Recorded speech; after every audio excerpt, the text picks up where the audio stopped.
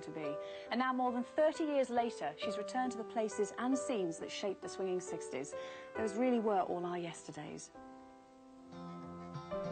Yesterday, all my troubles seem so far away. I met John when I was 18 at art college. My first impression of him was that he was a troublemaker.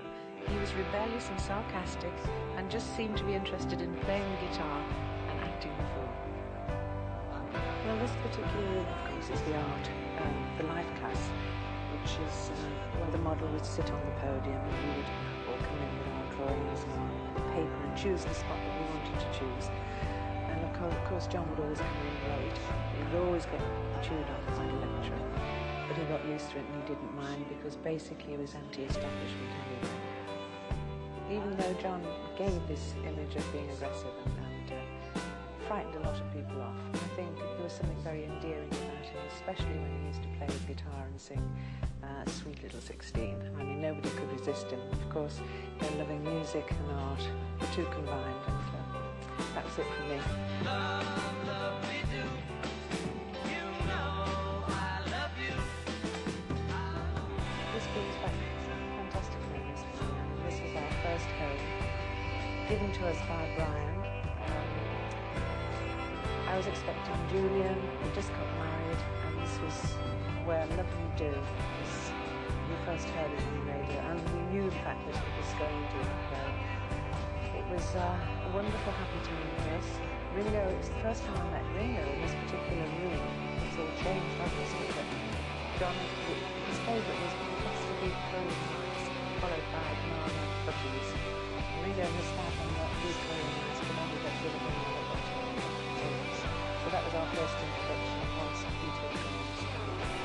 Yes, we had a whole new life ahead of us, and this was the start that we really did. It was very exciting.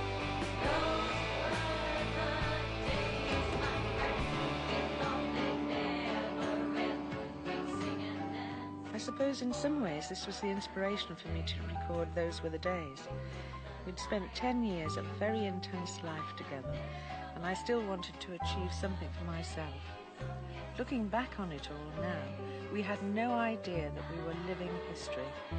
But John was a one-off, absolutely unique. Maybe he's looking down on me now saying, good on you, Sid. I bet he is. Terrific stuff. Cynthia, lovely to see you. Tear to the eyes. Doesn't it? Yeah, looking at all the girls in that particular clip there, you're the only one who hasn't changed. Oh, thank you. Your hair is as modern now as it was then, because they all had the bouffant, but you always had the long blonde hair. I think what you do is you stick to what you feel comfortable with. Yeah. And, you know, I always thought, like the Beatles thought in the early days, we would never be on stage when we're 30. I always thought that I'd never have long hair when I was 50, but I still have. So. And now a first record. Yes. Why wait till you're just over 30 to have a first record? Oh, over there. Right. It was pure chance, pure chance. Like meeting John was pure chance in many ways. It was fateful. And I think that, in fact, it happened very strangely. It's a long story, but I'll cut it short. But have you been a sort of a frustrated singer all this time? You felt, well, he's doing so well, I can't sort of climb up on the platform with him. You just No, I had no true ambition to. I mean, I was in a Hoyley Parish Girls' Choir when I was between the ages of 10 and 13. And I used to go to choir practice twice a week, and I eventually got a solo part, which was singing Who Is Sylvia, What Is She? Yeah. And that was the pinnacle of my sort of stardom. career. Yes. And then, of course, I being an artist, I wanted to go to art college, which I did, and then I met John, and everything changed for me, obviously. And probably the best thing that happened then was meeting John and having Julian. You knew him a while, though, didn't you, before you actually became an item? You were friends? Yes. Oh, very good friends, yes. Very close friends. Yes, we were, in fact, we were together for 10 years, all together. But we were going out together for 4 years, before the Beatles actually became famous. But you were kind of opposite as well, weren't you? Because you were the quiet one, and John, as we all know, was far from quiet. Yes, well, they do say sometimes that opposites attract. Must have been the case. But really deep down we weren't opposites in many ways, because we both came from similar backgrounds. John appeared to be a rough heavyweight, But he was living with Auntie Lulu, a very respectable family in Liverpool, and I was living in a very respectable semi-detached house in Taylor. And we both had the love of art and music, and we also had the tragedy of losing a parent. So underneath all that. Because this is the thing about John, underneath it he was a very, very complex sort of person. Yes, he was. He had a lot of You didn't know the complexes. half of it at that stage, did you? Mind you, nobody knew the half of it. No, thank God. But, you know, it's artistic people, especially special artistic people, unique people, you know, need nurturing and loving and caring for. And it's a challenge that I couldn't turn aside at the time, you know, because apart from the physical attraction, the mental attraction was tremendous. Now, when you were with John and you found that you were expecting Julian, that's when you got married. Do you think you would have married him had you not have been pregnant? Probably not. You know, I have to be totally honest about this, because I would have gone, I would hopefully have become an art teacher, which is what I was training for. And I don't know what on earth would have happened to John. I mean, you know, life is full of fateful happenings. Meeting Brian, who actually, without Brian, they would not have made it. Brian, the manager yes, at the time, of course. who led them to all that But fame. without actually bumping into Brian or Brian bumping into them, that wouldn't have happened. How did you feel about Brian? Because Brian was very mindful of the boys, what top of it and all the rest of it. And having one of them married was not part of his picture. quite fit, So is you it? had to kind of Yes, but hide in the background. but in those days that was the case anyway, because I think with most managers, you didn't read like you do today in the press about families and children and background. In fact, it was derogatory to their image in those days. So, of course, I mean, if you're brought up with that, if you're also brought up with a northern male chauvinist attitude, you know, it's nothing's new. It's only as you grow up and as, of course, the 60s came about, you know, the liberation happened. That you learning how to cope with the liberation. Yes, Of course, as but well. during that time, you know, you accepted it. But having children anyways can be pretty hard work. So to have a baby, and that's when everything took off for the Beatles. How easy was it, your relationship, yours with John?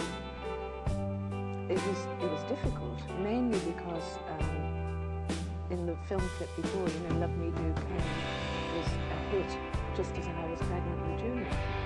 From that moment, from the day, in fact, John wasn't there at Julian's birth, he was on tour.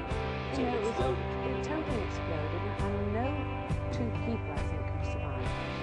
Very few do. You did survive it for a while, but then along came the drug scene. You were talking about the liberation, that was all part of it. John got involved in that, also in that and that's really when that was sort of the beginning of the end.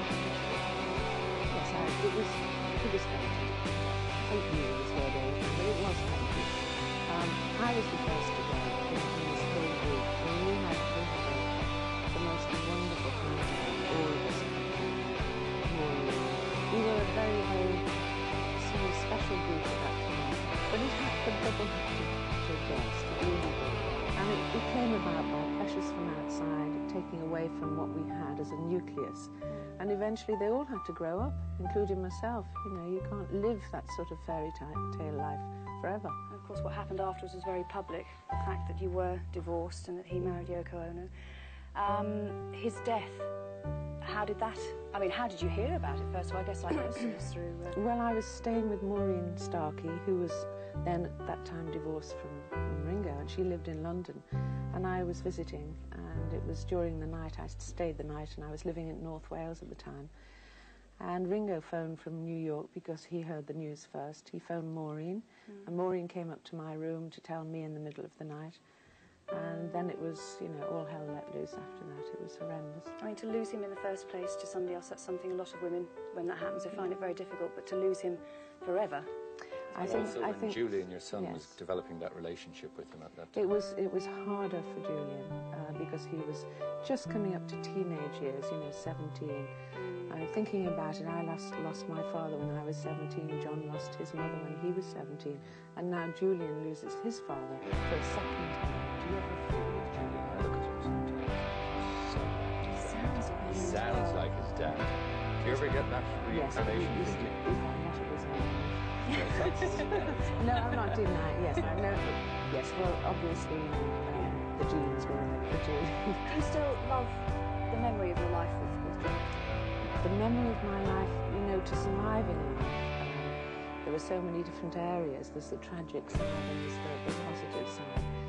And I always hopefully look on the positive side of it. And I enjoy and probably I've had one of the most fantastic lives that you could possibly choose, or fate chooses Well, you're for just you. starting again now on this, Oh, on I this know. singing That's career. it, isn't it? I'm Yeah, glad. I know. I mean, you could explode onto the scene tomorrow, so I'm glad we caught you just before then. It has been a tremendous honour. I have been a Beatles fan for 4 days. Great to meet you. Thank you. Lovely to meet you. Now, we're taking a break. Join us in a couple of minutes for today's phone-in on Pets with Vet Michael Payne. See you then.